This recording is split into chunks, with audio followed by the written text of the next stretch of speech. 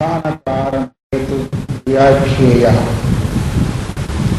ఆ విధంగా కాకపోతే ఇంకొక రకంగా అయినా దీన్ని నిరాకరణ చేయవచ్చు. ఎందుకంటే పూర్వంలోనే ప్రధానం ఆత్మ కాదని నిర్ణయం జరిగింది, దాన్ని పూర్తి చేశాం. ఈ సూత్రం ద్వారా కూడా అదే చెప్పవలసిన అవసరం లేదు.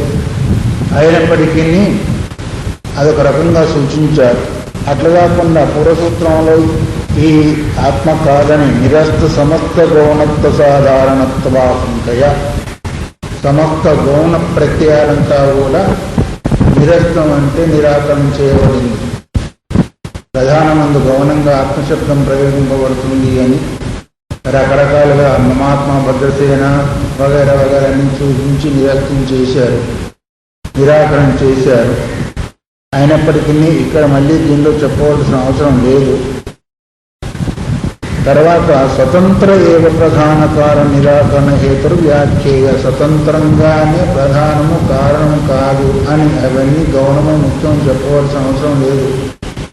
అయినప్పటికీ ప్రధానము కారణము కాదని చెప్పేదాని కొరకు తన్నిష్ట మోక్షోపదేశాలు ఆత్మయందు నిష్ట కలిగిన వాళ్లకు మోక్షము కలుగుతుంది అని ఉపదేశం చేయబడింది. తస్మా న అచేతనం ప్రధానం సచ్చబ్దవాచ్యం.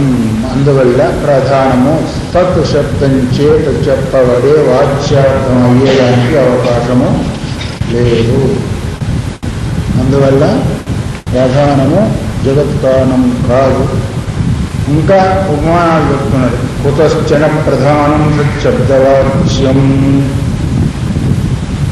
ఎందుకు ప్రధానం సచ్చబ్దవాచ్యం కాదో ఇంకో సూత్రం ద్వారా కూడా నిరాకరణ చేస్తున్నారు. ఎందుకంటే ఒక్కొక్క వేదమంత్రం వేరువేరుగా ఉంది కాబట్టి ఆ మంత్రాన్ని రాబట్టేదానికి వేరు వేరు సూత్రాలు కూడా వ్యాస భగవంతుడు చేయవలసి వచ్చింది.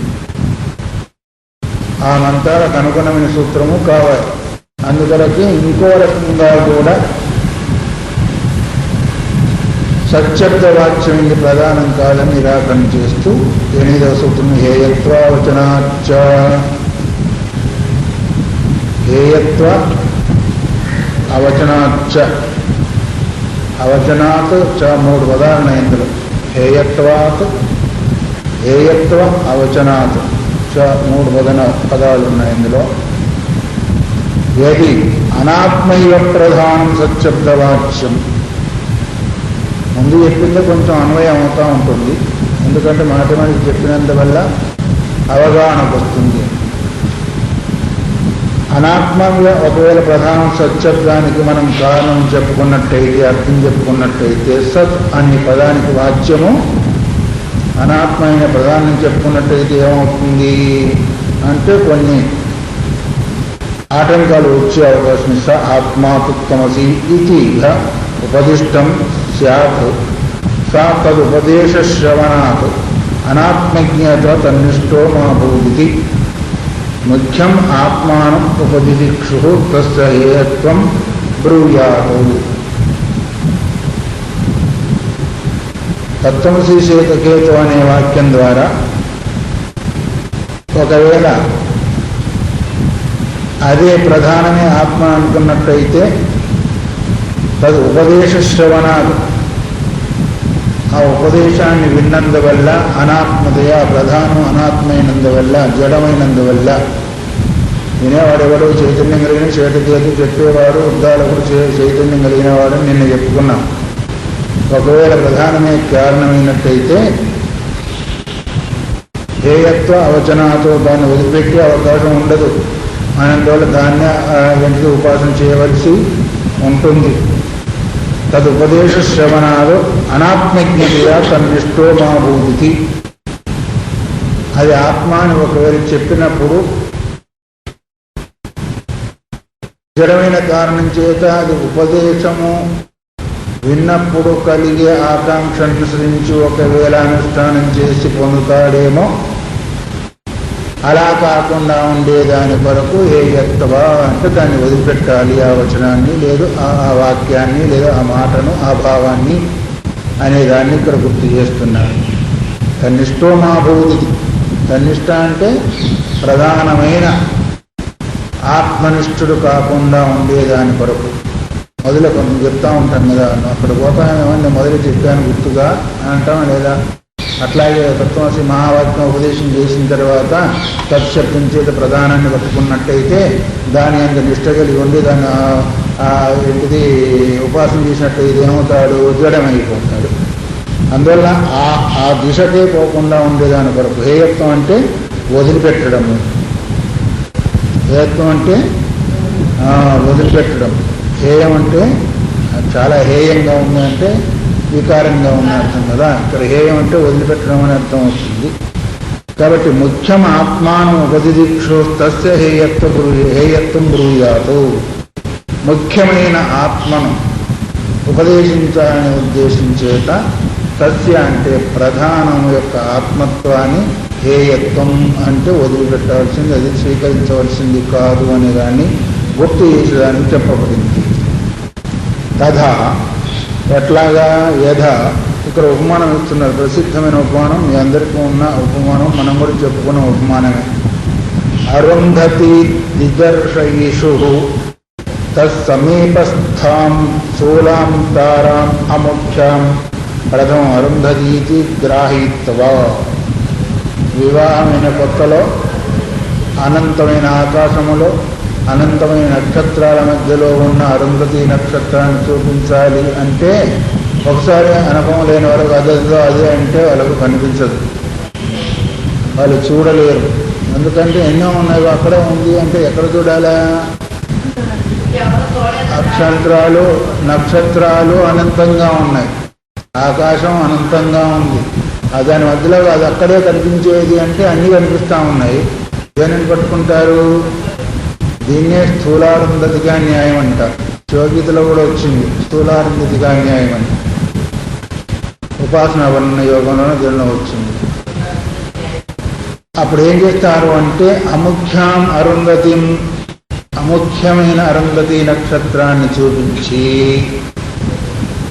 ఆ పక్కన ఉన్నదాన్ని చూపిస్తారు వాళ్ళు. అదే 4 కోళ్ళుగా ఉన్నాయి, పట్టిమంచం అంటారు తెలంగాణ ప్రాంతం. వీటేమో సప్తఋషి మండలం అంటారు దాన్ని.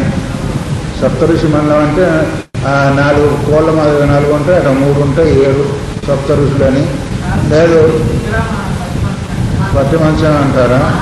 కొంచెం శుభ్రంగా అందుకొరకు పట్టిమంచం అంటారు కాబట్టి అందుకొరకు పరుపేసి పడుకోండి, అందులో శుభ్రంగా అయిపోతుంది. ఇక్కడ కూడా పట్టిమంచం అంటే, కానీ వాస్తవికంగా సప్తఋషి మండలం ప్రసిద్ధి శాస్త్రంలో 7 ఉన్నాయి కదా, 4 మూలలు 4 ఉంటాయి, ఒక మూల నుంచి 3 పోతాయి. ఆ మధ్యలో నక్షత్రం దగ్గర మధ్యలో నక్షత్రం ఏంటిది? వశిష్ఠుడిది, అది వశిష్ఠ ఋషి. పట్యవంతం అయితే అరుంధతి అక్కడ ఎందుకు ఉంటుంది? అందుకు పని లేదు, ఆయన భర్తను వదిలిపెట్టి ఉండేదానికి. అందుకని ఆ మధ్యలో నక్షత్రం అంటే వశిష్ఠుడు, ఆ ఒక్కకే అరుంధతి నక్షత్రం ఉంటుంది భార్య. వీళ్ళు తెలియకలే, లేకపోతే పరంపరగా వస్తుంది కాబట్టి అది పట్యమంచం అంటూ ఉంటారు. ఏ మంచం? నలుగ మంచం, పట్యమంచం, ఏదో ఒక మంచం పోనీలేండి. సరే, మొదలు ఏం చేస్తారు అంటే అనంతమైన నక్షత్రాన్ని తప్పించేదాని కొరకు ఆ పట్యమంచాన్ని ఆ సప్తఋషి మండలాన్ని సూచిస్తారు. ఆ 3 వరుసగా పోయిన నక్షత్రాల్లో మధ్య నక్షత్రం అదే అంటారు. కానీ మధ్య నక్షత్రం కాదుగా, మధ్య నక్షత్రం పక్కకి మినుకు అనేది అరుంధతి. మొదలు అముఖ్యమైన అరుంధతిని చూయించి యద అరుంధతి దిదర్శేషు తత్సమీపస్థాం స్థూలాం తారాం ముఖ్యాం. స్థూలం ఏంటిది? స్థూలశాలం ఏంటో వశిష్ఠ నక్షత్రం కదా, స్థూలమైంది. అది ముఖ్యమైన అరుంధతి కాదు, ముఖ్యమైన అరుంధతి నక్షత్రము కాదు, దాని పక్కకు ఉండేది అరుంధతి నక్షత్రం. అదే అరుంధతి అన్నప్పుడు అది ముఖ్యమైనదా? స్థూలమైన దాన్ని చూపించారు కాబట్టి అముఖ్యమైనది. దాని పక్కకు ఉండే దాని కొరకు దాన్ని చూపించిన తర్వాత ఏం చేస్తాంటే దాన్ని హేయత్వము, ఆ పక్కకు వదిలిపెట్టాలి అంటారు.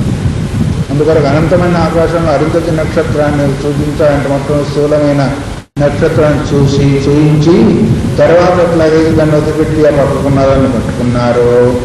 అట్లాగే ప్రథమం అరుంధతి గ్రహీత్వ తాం ప్రత్యాఖ్యాయ, అదే అరుంధతి అని గ్రహించి దాన్ని వ్యాఖ్యానం చేసి చూడమని చెప్పి ఆ తర్వాత పశ్చాత్ అరుంధతిమేవ గ్రాహయతి తద్వన్ నాయమాప్నేది బ్రూయాతు.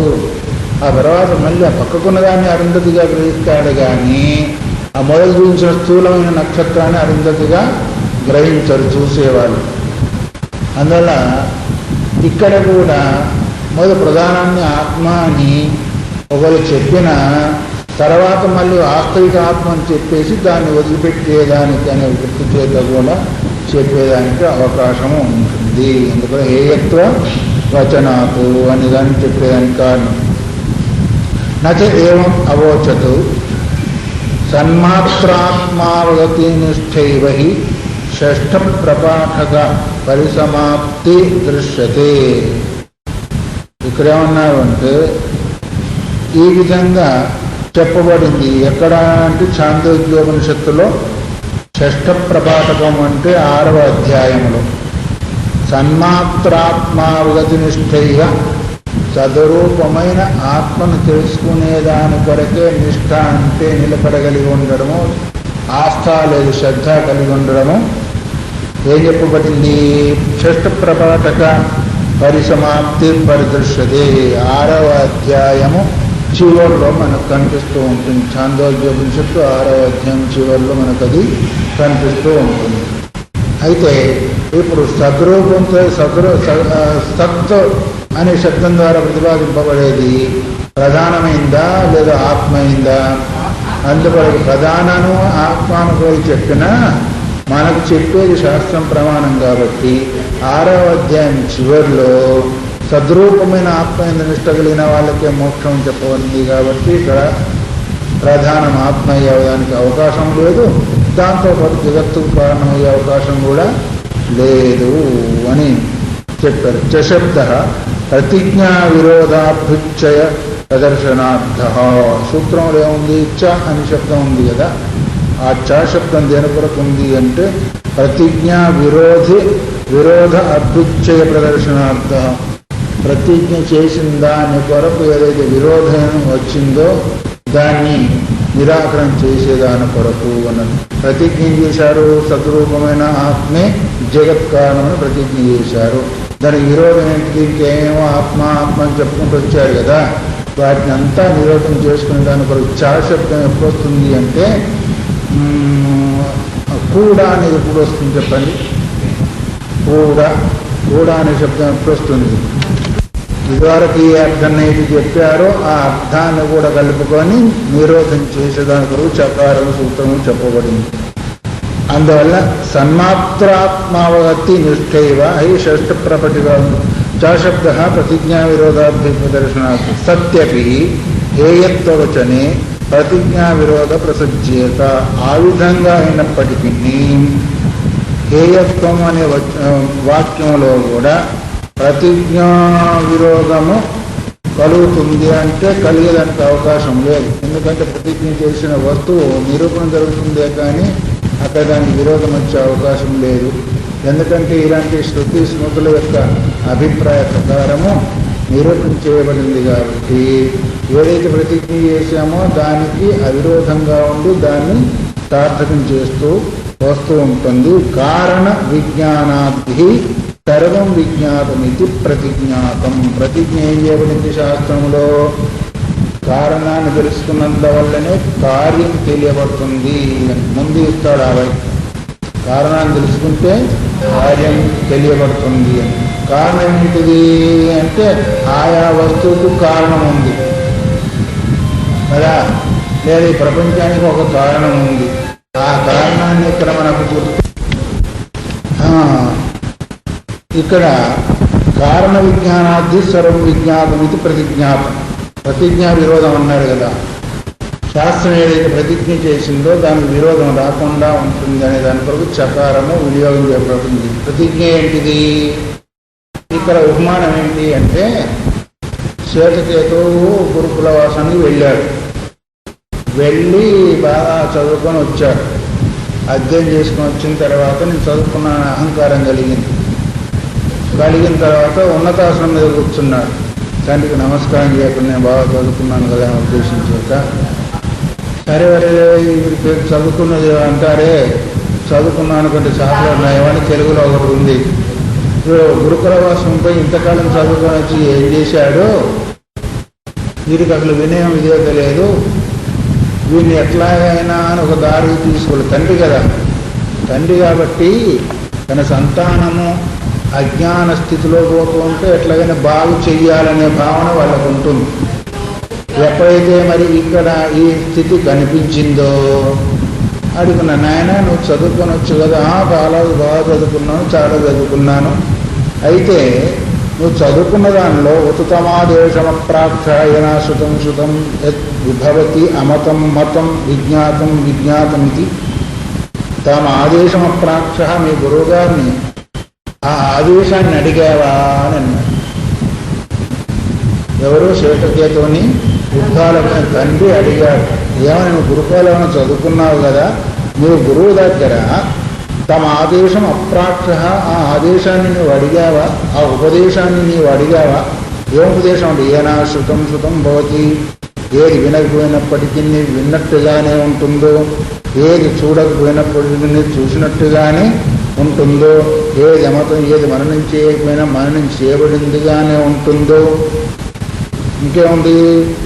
సర్వం విజ్ఞాతం ఇది ప్రతి కారణ విజ్ఞానార్థి, కారణాన్ని తెలుసుకున్నందువల్లనే సర్వం విజ్ఞాతం ప్రతిజ్ఞాతం సమర్థము తెలియబడుతుంది అని దాన్ని అడిగావా?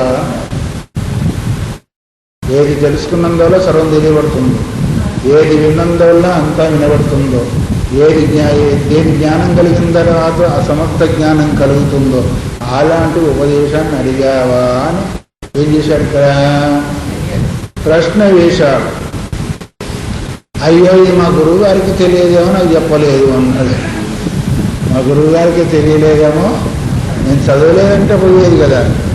సరే, అప్పుడు ఈయన మళ్ళీ వేదాంతాన్ని మొదలుపెట్టాడు. దీన్ని వేదాంతాన్ని మొదలుపెట్టి 9 సార్లు తత్వమసి మహావాక్యం. ఇదిగో ఇది ఆదేశం అనేది. ప్రతిజ్ఞానం ఏంటిది? ఏది విన్న తర్వాత సమస్తం వినబడుతుందో, ఏది తెలుసుకున్న తర్వాత సమస్తం తెలియబడుతుందో, ఏది మననం చేసిన తర్వాత సమస్తం మననం చేయబడుతుందో దాది ఏంటిది? అదే ఉపదేశము, అదే దాని యొక్క వాస్తవిక స్వరూపం అని చెప్పబడింది. ఇందులో కథంను భగవాస ఆదేశో భోగీతి ఆయన అడిగాడు. మళ్ళీ అలాంటి ఆదేశం ఏంటిదో నేను చదవలేదు అక్కడ, ఆ ఆదేశం ఏంటో మీరే చెప్పండి. ఎందుకంటే మళ్ళీ చదవలేదంటే మళ్ళీ గురుకులం పంపిస్తారని నాలాంటి సోమరు ఆయన కూడా ఒకసారి మళ్ళీ పని కాలేదంటే మళ్ళీ పొమ్మంటారు కదా. అందుకొరకు మళ్ళీ గురుకులవాసం మళ్ళీ ఆయన పొమ్మంటారు 12 సంవత్సరాలకు ఆయన ఉద్దేశం చేత ఆయన అడిగాడు. కథము భగవస ఆదేశోదీతి, భగవంతుడా ఆ ఆదేశం ఏంటో మీరే చెప్పండి. ఎందుకంటే ఈ గురువు అయిన తండ్రి అయినా ఒకటే కాబట్టి ఇక్కడే అడిగి తెలుసుకోవాల్సిన ఉద్దేశం చేత మీరు ఏదైతే అడిగారో అది నాకు తెలియలేదు కాబట్టి ఆ ఆదేశం ఏంటో, ఏష ఆదేశ, ఏష ఉపదేశ, ఏష వేదోపనిషత్తు, ఇది కూడా ఆదేశం అంటే. ఆ ఆదేశం అంటే ఏమంటారు? ఆదేశించారంటే ఆజ్ఞాపించడం. ఆ ఆజ్ఞ ఏదో మీరే ఇవ్వండి.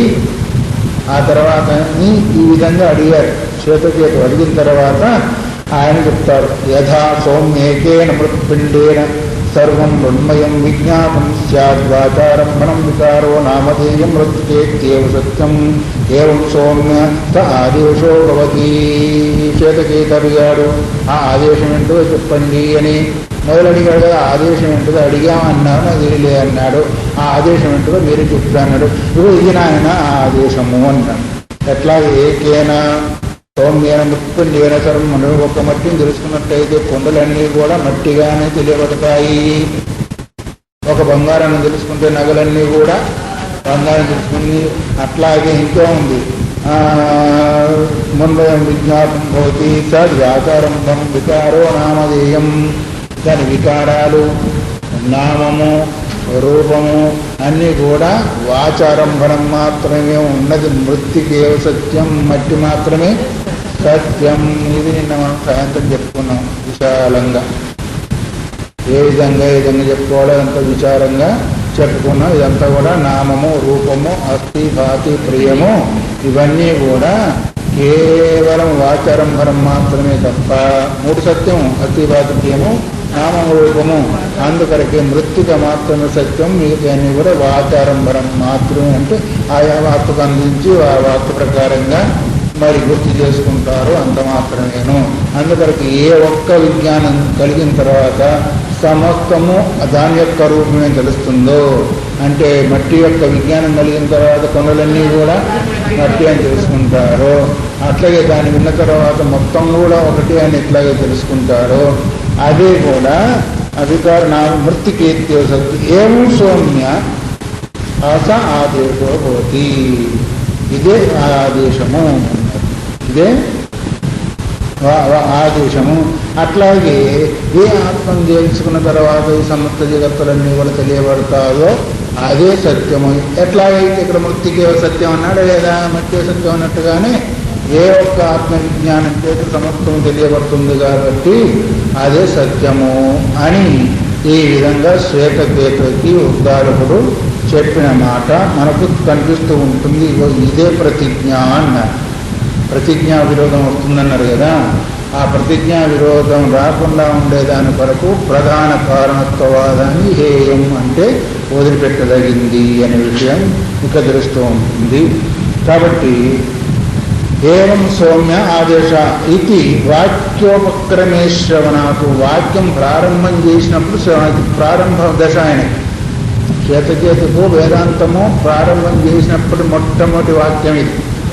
తర్వాత మళ్ళీ రకరకాల ఉపమానాలు చేత తత్వాన్ని బోధిస్తా అనుకోండి. ఇప్పుడు శాస్త్రం ఎట్లా అవుతుంది అంటే మొదలు ప్రతిజ్ఞ చేసి తర్వాత ఏమవుతుందంటే దాన్ని విస్తారంగా చేస్తాము. మీరు ఎట్లా ఇది ప్రతిజ్ఞ చేస్తారు, ఈరోజు వంకాయ కూర చేయాలనుకున్నాము, అది ప్రతిజ్ఞ అయిందే లేదా, దానికి కావాల్సిన వస్తువులు ఏంటిది, ఎలా చేయాలా, ఎట్లా చేయాలని ఇదంతా కూడా తర్వాత వ్యాకరణం. లేదు ఇంకోటి పాయసం చేయాలనుకున్నాను, ఇంకోటి చేయాలనుకున్నాను, లేదా కార్యం చేయాలనుకున్నా, ఏదో ఊరన్నా వెళ్ళాలనుకున్నాను, ఊరు వెళ్ళాలా, ఎక్కడికి వెళ్ళాలా, ఊరు ఫలానా ఊరు ఎట్లా వెళ్ళాలా, ఏం తీసుకుపోవాలా, ఇవంతా మొదటి వాక్యం అంటే ప్రతిజ్ఞావాక్యం. సంబంధంగా మళ్ళీ అది విశాలంగా వచ్చేది ఏమైతే ఉందో అది వ్యాఖ్యాన రూపం అంటారు. అందుకొరకు చేతకేత కూడా కలిగి ప్రతిజ్ఞావాక్యం చెప్పారు. ఏది విన్నందువల్ల సర్వం వినబడుతుందో, ఏది చూసినందువల్ల సర్వం చూడబడుతుందో, ఏది తెలుసుకున్నందువల్ల సమత్వం తెలియబడుతుందో స ఆదేశ. ఏ బ్రహ్మం తెలుసుకున్న తర్వాత సమస్త బ్రహ్మాండాలని తెలియబడుతుందో అదే ఆత్మ అని చెప్పేశారు. ఇది వాక్యశ్రవణాతో నచ్చ సచ్చబ్దవాచ్యే ప్రధానే భోగ్యభోగ వర్గకారణే హేయత్వ హేయత్వేన అహేయత్వేన వా విజ్ఞాతే భోక్తృవర్గో విజ్ఞాతో భవతి. అందువల్ల సత్యవాక్యానికి ఒకవేళ ప్రధానాన్ని ఒప్పుకున్నట్టయితే ఏమవుతుంది అంటే భోగ్యవర్గ కారణే. ప్రధానం ఏంటిది? భోగ్య వర్గానికి కారణభూతమైంది. భోగ్యం ఏంటిది? సమస్త వస్తుజాలం.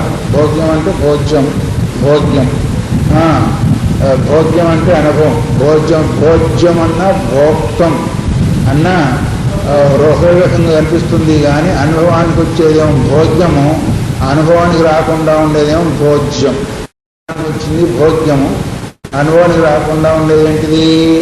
భోజ్యము. ఈ ఇంట్లో ఎన్నో ఉన్నాయి, ఆ పూటకప్పుడు అనుభవానికి వచ్చింది, కొంచెం పక్కకే ఉన్నాయి. లేదు బజార్లో పోతూ ఉన్నారు, నువ్వు అనుభవించవలసిందే, కానీ డబ్బులు లేదు, చేతిలో తీసుకోలేదు, వస్తువు మాత్రము ఉంది, అందుకని దాన్ని ఇది భోగ్యం అంటారు. కాబట్టి ప్రధానమైనది భోగ్య కారణమైంది, కానీ మోక్షానికి కారణము కాలేదు. అందువల్ల సత్శబ్దవాచ్య ప్రధానే భోగ్యవర్గ కారణే హేయత్వేన అహేయత్వేన వా విజ్ఞాతే. అది వదిలపడింది లేదా పట్టుకోబడింది అని ఒకవేళ తెలుసుకోవాల్సిన, కానీ ఎందుకు అసలు వాస్తవికంగానే అది భోగ్య కారణమైంది ప్రధానం. ఎందుకు భోగ్య కారణమైంది అంటే వాళ్ళ మతంలో సమస్త భోగాలంతా కూడా జీవునికి అందిస్తుంది ప్రధానం. అందుకొరకు ఇంత భోగ్య కారణం దాన్ని వదిలిపెట్టినా లేదా ఒకవేళ వదిలిపెట్టకపోయినా తెలుసుకున్నట్టయితే భోక్తృవర్గో విజ్ఞాతో భవతి. ఏమేమి అనుభవించాలనేది మాత్రమే తెలుస్తుంది, కానీ అసలు తత్వం మాత్రము తెలియబడదు. ఎందుకు తెలియబడదు? అది భోగ్య వస్తువుతో కూడుకున్నది అయిపోయా. ఏ వస్తువు ఎలా ఉందో దాన్ని తెలుసుకుంటే అదే తెలుస్తుంది, అదే పొందుతాం, కానీ ఇంకోటి పొందలేం కదా. ఎందుకు అంటే ఒక వస్తువు గుమ్మడికాయ ఉంది అనుకోండి, దాని ఇంత లావుగా, ఇంత ఇంత వెడల్పుగా ఉంటుంది, ఇన్ని గింజలు ఉంటుంది, ఇంత బుద్ధి ఉందని తెలుసుకున్నప్పుడు ఏమవుతుంది? తత్సంబంధమైన విషయం తెలుస్తుంది, కానీ స్వరకాయ విషయం తెలియదు కదా. అట్లా ఇక్కడ కూడా ప్రధానం దేనికి సంబంధించింది? భోగ్యవర్గానికి సంబంధించింది. దాన్ని మనం తెలుసుకున్నందువల్ల ఏమవుతుంది? భోగ్యవర్గమే తెలియబడుతుంది, కానీ మరి ఆత్మతత్వము తెలియబడదు. అందువల్ల అప్రధాన వికారత్వాది భోక్తృవర్గస్య, ప్రధాన వికారమైనందువల్ల భోక్తృవర్గం దేని యొక్క వికారము? ప్రధానం యొక్క వికారము. మనం మాయ యొక్క వికారం అన్నాము, వాళ్ళు ప్రధానం యొక్క వికారం అన్నాము. మరి అది ఆత్మాని దాన్ని తెలుసుకున్నందువల్ల భోగ్యరూపమైన దుఃఖరూపమైన అదే తెలియబడుతుంది, కానీ సుఖరూపమైన ఆత్మ తెలియబడదు. అందుకొరకు హేయత్వ వచన దాన్ని హేయం అంటే వదిలాడు. తస్మాన్న ప్రధానం సచ్చబ్దవాచ్యం. అందువల్ల శబ్దశబ్దం చెప్పబడేది ప్రధానము కాదు అని ఈ సూత్రం ద్వారా కూడా ఏం చేశారు? స్థూలారంధతిగా న్యాయాన్ని గుర్తు చేస్తూ ముఖ్యమైన ఆత్మను గ్రహించి అముఖ్యమైన పదాన్ని గుర్తుపెట్టి దాని కొరకు ఒకటి తీసేసుకుంటూ మనం ఎట్లయితే వెళుతామో ఇక్కడ కూడా అన్నం దగ్గర నుంచి ప్రధానం వరకు లేదు మాయ వరకు కూడా ఇది కాదు అని తీసివేసి ఆ సప్తశబ్ద వాక్యాన్ని మనము గ్రహించవలసి ఉంటుంది. అక్కడక్కడ అనంతమైన నక్షత్రాలు అది కాదని తీసివేసి ఒకటి మనం గుర్తుపెట్టుకున్నాం లేదా? అట్లా ఈ సమస్త బ్రహ్మాండంలో కూడా ఎం నేతి వచనే నిగమావచ్చు, ఇది కాదు విచారం చేసి చివరికి ఆ వస్తువును మనము తెలుసుకున్న వాళ్ళం అవుతాం. ఇదేమో ఆరోహణ క్రమం. అవరోహణమే తస్మాత్మ ఆకాశ సంభూత ఆకాశాది వాయురకమైన వాయునించి కిందకి వచ్చింది, అది ముందు వచ్చేస్తుంది అనుకోండి. అందువల్ల ఈ విధంగా ప్రధానం ఏదైతే ఉందో సచ్చబ్దానికి కారణమయ్యే అవకాశము లేదు. మళ్ళీ ఇంకో సూత్రం ద్వారా కూడా దాన్ని నిరాకరణ చేస్తున్నాడు. కుతశ్చన ప్రధానం సచ్చబ్దవాచ్యం. ఇంకా ఎందుకు కాదు సత్శబ్దం? ఇంకేమైనా ఉపమానాలు ఉన్నాయా దానికి అని ఒకవేళ అడుగుతాను. ఉన్నాయి, లేకుండా చాలా ఉన్నాయి ఉపమానాలు. కుతశ్చ నా ప్రధానం సచ్చబ్దవాచ్యం. సత్శబ్దం ద్వారా ప్రధానం ఎందుకు చెప్పబడది అంటే స్వాప్యాత్, స్వాప్యాత్ దీనిలో రెండు పదాలు ఉన్నాయి. స్వస్మిన్ అప్యయ స్వాప్య తనయందు లయమైనందువల్ల సమస్త జగత్తులంతా కూడా తన జగత్తు కారణం గురించి కూడా మనకు పంచాయతీ జరుగుతూ ఉంది, గొడవ జరుగుతూ ఉంది. జగత్తు కారణమని బ్రహ్మం వీళ్ళు అంటారు, జగత్తు కారణమని ప్రధానమని వాళ్ళు అంటున్నారు. అందుకొరకు దాని గురించి ఇప్పుడు జరుగుతూ ఉంది. తర్వాత ఇక్కడ స్వాప్యాయాన్ని స్వస్మిన్ అప్యయ తనయందు లయం చేసుకున్నందువల్ల, తనయందు ఆత్మయందు లయం చేసుకున్నందువల్ల ప్రధానము జగత్తు కారణం అయ్యేదానికి అవకాశము లేదు అని ఈ సూత్రం మనకు బోధిస్తూ ఉంది. ఎలా లయం చేసుకుంటుంది ఆ విషయాన్ని గుర్తు చేస్తున్నాడు. తదేవ సచ్చబ్దవాచ్యస్య కారణం ప్రకృత్య శ్రూయతే. ఆ సత్శబ్దం ద్వారా ఏ బ్రహ్మమైతే చెప్పబడుతుందో దాన్నే లక్ష్యములో పెట్టుకొని దాన్నే కారణంగా చెప్పి శృతి చెప్తుంది. ఎత్రైతత్ పురుష స్వపతి నామ సతా సౌమ్య తదా సంపన్నో భవతి స్వమభీతో భవతి తస్మాదేనం స్వపతిత్యాగచ్చతే స్వం హి అపీతో భవతి. ఛాందోగ్యోపనిషత్తు 6వ అధ్యాయం 8వ ఖండము లోపల 1వ మంత్రం. ఇది ఎవరు చెప్పింది? ఉద్దాలకుడు చెప్పింది. ఏం చెప్తుంది ఇక్కడ? ఎత్ర ఏతత్ పురుష స్వపతి. ఎత్ర అంటే ఏ అధిష్టానమందు ఈ జీవుడు స్వపతి అంటే నిద్రపోతున్నాడో. నిద్రపోవడంటిది లయం అవుతుంది. సుశుక్తి అని ఎక్కడ పడుకుంటున్నాడు పాపం? నువ్వు అనుకుంటావు, నీ మంచంలో పడుకున్నావు అనుకుంటావు, కానీ ఆయన పడుకున్నది ఎక్కడ? తన అధిష్టాన రూపం వల్ల తత్వంలోనే హాయిగా నిద్రపోతున్నావు. నీ పిల్లవాడు నీ ఒళ్ళో నిద్రపోయినట్టు నువ్వు ఆయన ఒళ్ళలో నిద్రపోతున్నావు, అంతేనే కాదా?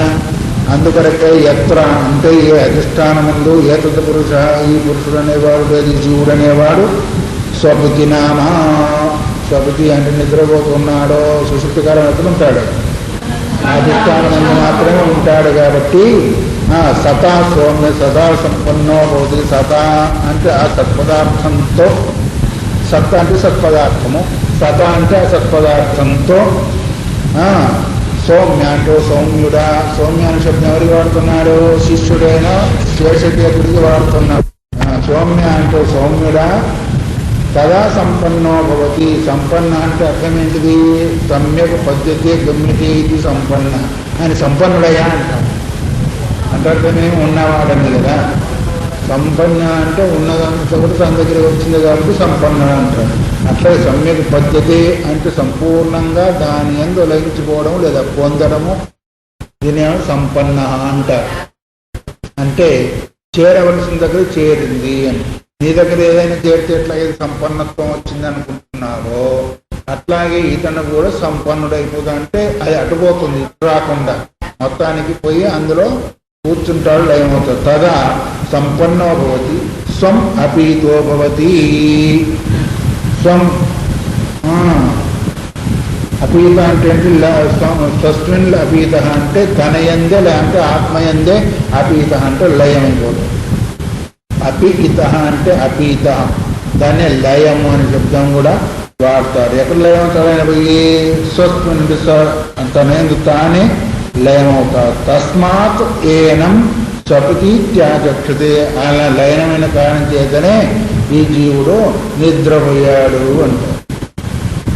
మీ వారు ఉన్నారా? నిద్రపోతున్నారండి అంటారు లేదా? ఎవరు నిద్రపోయేది? ఎవరు? జీవుడు. దేనిలో? తన కారణభూతమైన తత్వంలో నిద్రపోతూ ఉన్నాడు. అజ్ఞానం విజ్ఞానం వదిలిపెట్టాడు. కారణభూతమైన తన అందే తెలుసుకోండి.